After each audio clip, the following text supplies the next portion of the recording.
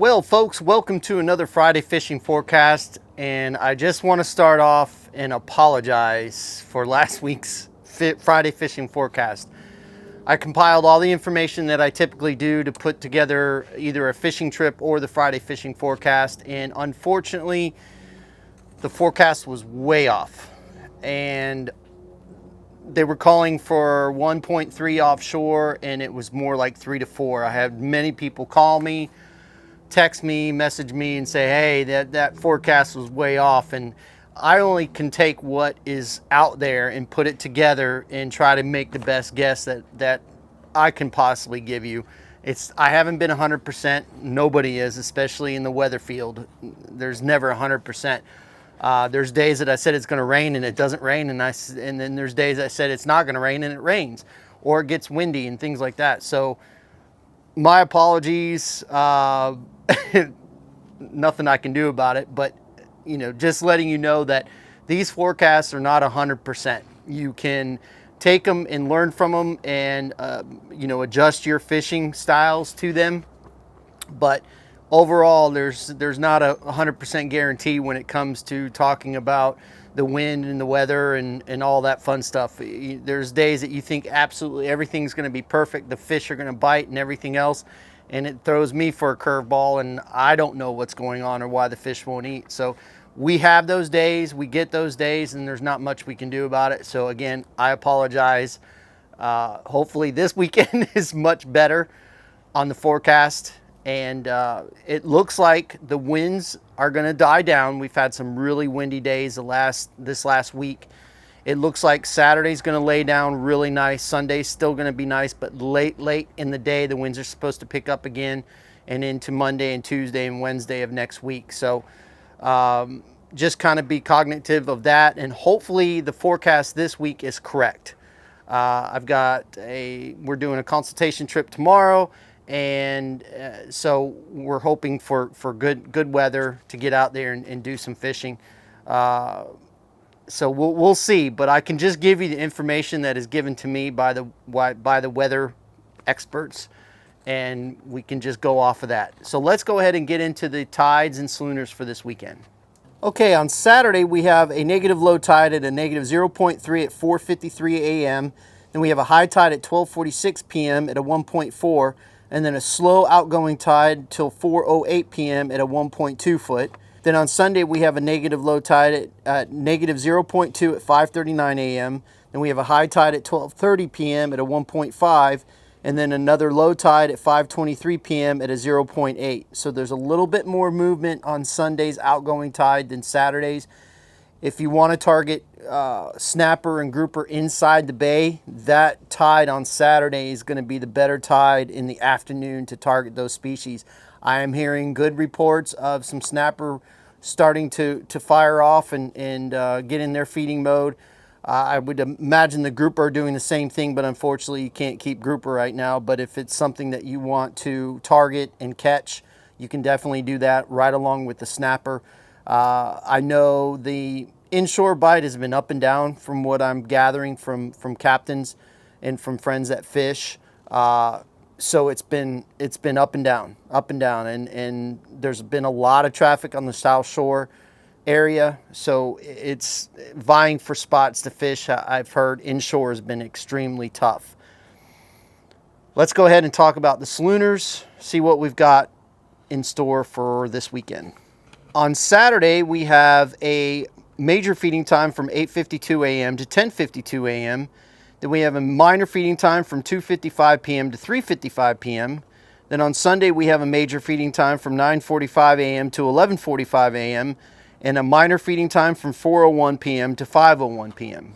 And as I stated in the last few videos, the Solunar periods have been pretty much dead on.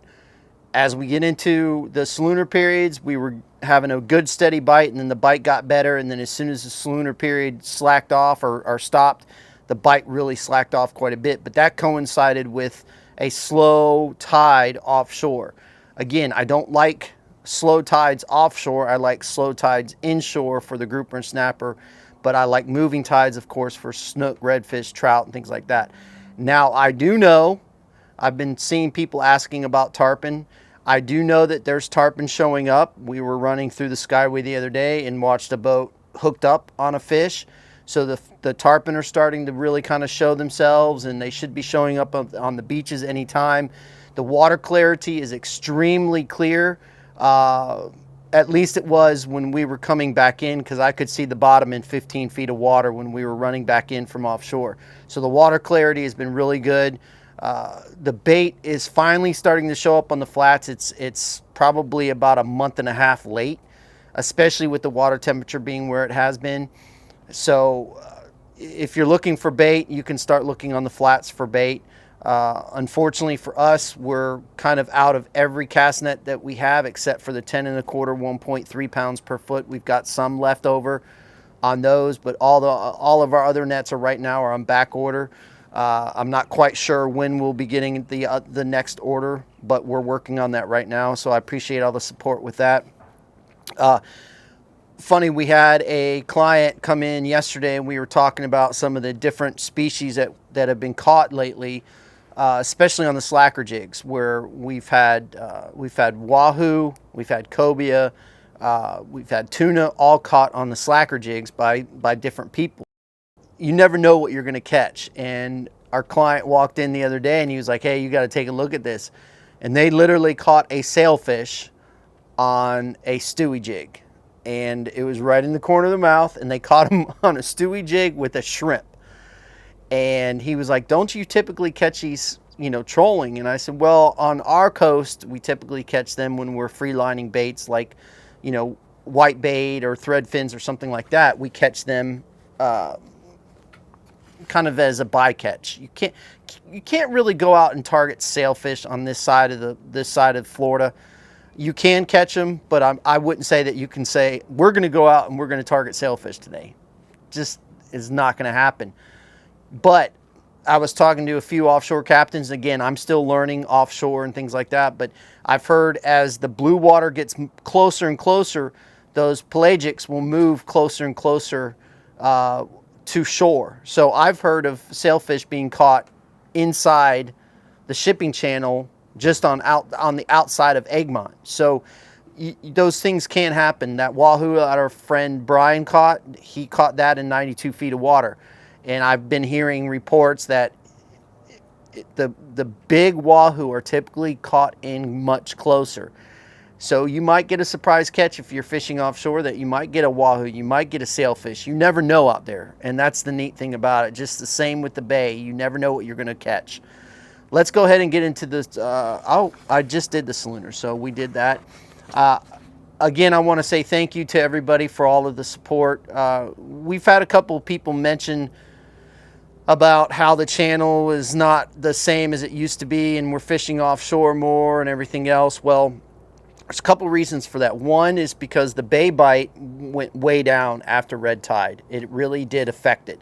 And it's just now coming back a little bit to where it used to be, but it's still lacking quite a bit from the reports that I'm hearing from captains that fish for snapper and grouper inside the bay. It's still lacking compared to what it was before. And then people kind of had mentioned, us taking sponsors on the boat and then we're chasing sponsor money. Let me put it out there right now that I don't chase sponsors at all. All of our sponsors have come to us and wanted to be a part of what we're trying to do in helping our fellow fishermen go out and catch fish. I put a lot of time and effort into this channel. I try to do the best that I possibly can. I always ask for recommendations, and if it's something that I know that I could achieve, then I'm going to try to go out and do it. Now, granted, there's a lot of things happening. I get very busy, but I try to put out the best content that I can. I try to teach as well as I can, because the biggest thing for me is if somebody walks in here and says, you know what, Todd, I took your techniques and I went out and I caught fish. That's all that matters to me. Nothing else of this, all this doesn't matter. If I lost all my sponsors tomorrow, if I lost Tampa Bay Fishing Channel, it wouldn't matter to me. It is important to me, but it's not the end all for me. But I just wanted to put that out there, and I just want to say thank you to everybody that shows the support and really enjoys what we're trying to do here, because we are trying to help you become a better fisherman. So with that being said, fish more, catch more, and we'll see you on the flip side.